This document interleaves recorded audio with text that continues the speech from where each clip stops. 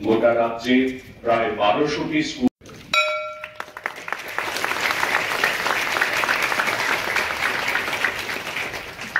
যে ছবিগুলো ওনাদেরকে আমরা উপহার দেবো, এগুলো আমাদের রাজ্যে বেশ কয়েকজন ছেলে মেয়েরা এঁকেছে যারা রেট্রোভাইরাল থেরাপির যে এন্টিরেট্রোভাইরাল থেরাপি সেটা সব আমাদের বিভিন্ন যে হসপিটালের মধ্যে এগুলো ফ্রিতে আমরা দিচ্ছি।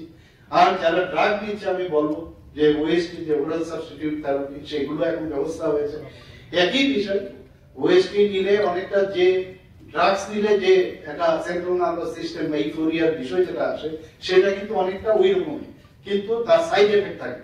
তো এই ব্যবস্থাপনা তো আমাদের হচ্ছে, এবং যত বেশি আমাদের স্ক্রিনিং আমরা অলরেডি টেস্টেড, কারণ আমরা করোনা ভাইরাসের সময় আমরা ত্রিপুরায় কিন্তু ভালো আমরা প্রতিরোধ করতে আমরা সমর্থ হচ্ছি। তো সেইভাবে এইচআইভিও যেহেতু আমাদের এখানে বাড়ছে, আমরা যদি সবাই মিলে একসাথে মিলে আমরা সমস্ত সমাজ আমরা যদি একসাথে হয়ে ইউনাইটেড এটাকে ফাইট করি, আমি নিশ্চিত যে ত্রিপুরা থেকে আমরা এইচআইভি ফ্রি আমরা ত্রিপুরা স্টেট বানাতে পারি নিশ্চিত। একটা বিষয় যে এইচআইভি তো হলো, কিন্তু এইচআইভি যদি আগে যদি আমাদের সেটা মানে সেটাকে যদি পজিটিভ দেখা যায় ট্রিটমেন্টে যাওয়া, আর যদি না যাওয়া যায় তাহলে কিন্তু অ্যাডভান্স স্টেজে সেটা কিন্তু এইডস হয়। তো এইডস হলে আমরা জানি যে এইচআইভি ভাইরাস প্রথমেই যে আমার যে ইমিউন শরীরে যে আমার প্রতিরোধ করার ক্ষমতা ডাব্লিউবিসি তাকে কিন্তু আঘাত করে এইচআইভি ভাইরাস। অর্থাৎ এইডসে কিন্তু মানুষের কিছু সমস্যা হয় না বা মারা যায় না, কিন্তু যেটা হয় সেটা হচ্ছে যে অপরচুনিস্টিক ব্যাকটেরিয়া সেগুলো কিন্তু শরীরের মধ্যে আরো বেশি ওভার পাওয়ার হয়, তাতে করে কিন্তু মানুষ মারা যায়, কারণ তার প্রতিরোধ করার ক্ষমতা ডাব্লিউবিসি তার কমে গেছে। তো প্রতিরোধ কোথা থেকে করবে? তো সেই জায়গায় এই বিষয়গুলো যখন আমাদের সবাই আলোচনা করবে, বিষয়গুলো যখন বোধগম্য হবে, এখন বিভিন্ন জায়গায় মানে নেটের মাধ্যমে, ইন্টারনেটের মাধ্যমে, সোশ্যাল মিডিয়ার মাধ্যমে বিভিন্ন পাঠ্যপুস্তকে আমরা ভাবছি এইগুলো বিষয় নিয়ে আলোচনা যুক্ত করা যায় না। এখানে আমাদের ডাইরেক্টর সাহেব আছেন স্কুল এডুকেশনের, ওখানেও এগুলো আমরা আমি ভাবছি যে এগুলো আমরা যদি আরো বেশি করে অ্যাওয়ারনেস করা যায় নিশ্চয়ই আমরা এর থেকে আমরা মুক্ত হব। কিছুদিন আগে আমরা একটু আগে আমার পূর্ববর্তী বক্তা বলেছেন যে আমাদের যারা জনপ্রতিনিধি সমস্ত পার্টি এমএলএ মিনিস্টার তাদেরকে নিয়ে আমরা কিছুদিন আগে এখানে জুন মাসে আমরা কিভাবে এইডস কন্ট্রোল করতে পারি এই এইডস কন্ট্রোল সোসাইটির মাধ্যমে এখানে একটা বিধানসভার ফোরাম তৈরি করেছি। স্ব জায়গায় তারা যেন এই বিষয়ে একটু স্বতঃপ্রণোদিত হয়ে টিম বানিয়ে সেখানে এই বিষয়ে অ্যাওয়ারনেস করা হয়।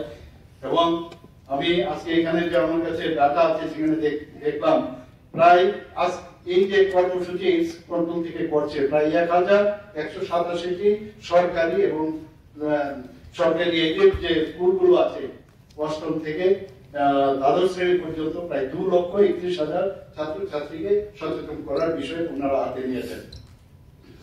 আমরা জানি যে এইডস এর মধ্যে বিশেষ করে যারা আমি তো বললাম যে সেফ সেক্স তো একটা আছে, তাছাড়াও অনেক সময় দেখা যায় যে যখন ব্লাড টু ব্লাড কন্ট্যাক্ট যদি হয় সেখানেও কিন্তু এইডস হতে পারে, সেমেন থেকে হতে পারে, ইভেন ভ্যাজিনাল ফ্লুইড থেকেও কিন্তু আমাদের এইডস হতে পারে। তো এই বিষয়গুলো আলোচনা করা কিভাবে এর থেকে আমরা সেফ থাকতে পারি। আর ইনজেক্টেবল যেটা বলা হবে ইনজেক্টেবল ইনজেকশন, একই ইনজেকশন যে শেয়ার করা অন্যদের সাথে, তাতে করেও কিন্তু দেখা যায় এই এইচআইভি ইনফেকশন হওয়ার চান্স থাকে।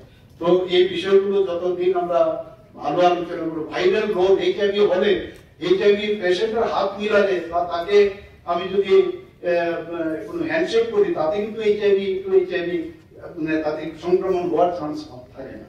এগুলো আমাদের বুঝতে হবে। আমরা এইচআইভি পেশেন্ট দেখলে মনে করি না জানি কি হল, আমরা নিজেরাও ডাক্তার, এইচআইভি পেশেন্ট হলে যা যা মানে প্রোটেকশনের দরকার সেই প্রোটেকশন নিয়ে আমরা সার্জারি করি, কোনো অসুবিধা হয় না। তো এইচআইভি পেশেন্টকে আমরা দেখেছি তাদের কোনো অবস্থায় হীনমন্যতায় ভুগতে না দেওয়া, তাদেরকে অ্যাজ গুড এজ নর্মাল মানুষ হিসাবে তাদেরকে যদি আমরা গণ্য করি তাহলে আমার মনে হয় সেটাকে আমাদের একটা সামাজিক ভাবে তাদেরকে আমরা ঠিক জায়গায় ফিরে আনতে পারবো। The occasion and I welcome you sir on behalf of Tripura State AIDS Control Society for coming here. I also thank the hall authority and all stakeholders, agencies who helped us to combating drug use, school children of today are exposed to the risks of HIV/AIDS, which was studies have reported that young people, including students, form a significant segment of those who are. Good morning, everyone. It gives me immense pleasure, and I am filled with gratitude to welcome